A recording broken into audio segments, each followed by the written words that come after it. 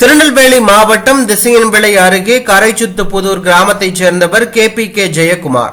நெல்லை கிழக்கு மாவட்ட காங்கிரஸ் தலைவரான இவர் காணாமல் போன நிலையில் கடந்த மே 4ஆம் தேதி தனது வீட்டு அருகே உள்ள தோட்டத்தில் எரிக்கப்பட்ட நிலையில் சடலமாக மீட்கப்பட்டார்.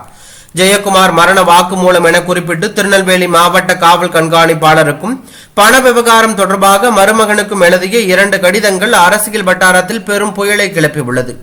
அந்த கடிதத்தில் பல அரசியல் பிரமுகர்களின் பெயரை குறிப்பிட்டுள்ளதால் போலீசார் 8 தனிப்படைகள் அமைத்து தீவிர விசாரணை மேற்கொண்டு வருகிறார்கள். மேலும் திருநெல்வேலி மாவட்ட காவல்துறையினர் நாங்குநேரி தொகுதி காங்கிரஸ் சட்டமன்ற உறுப்பினர் ரூபி மனோகரன், ஜெயக்குமாரின் மனைவி, மகன்கள், உறவினர்கள் மற்றும் டாக்டர் செல்வகுமார் உள்ளிட்ட 30க்கும் மேற்பட்டோருக்கு 15 தினங்களுக்குள் விசாரணைக்கு ஆஜராகுமாறு சமன் அனுப்பியுள்ளார்கள். இந்நிலையில் திருநெல்வேலி மாவட்டம் பாளையங்கோட்டை ஜோதிபுரத்தில் உள்ள காங்கிரஸ் கட்சியின் மூத்த தலைவரும் முன்னாள் மத்திய இணை அமைச்சரான தனுஷ்கோடி ஆதித்தனிடம் பணக்குடி காவல்துறை ஆய்வாளர் ஆணிக்குமார் தலைமையிலான தனிப்படை போலீசார் நேற்று விசாரணை நடத்தியிருப்பது பரபரப்பை ஏற்படுத்தியுள்ளது.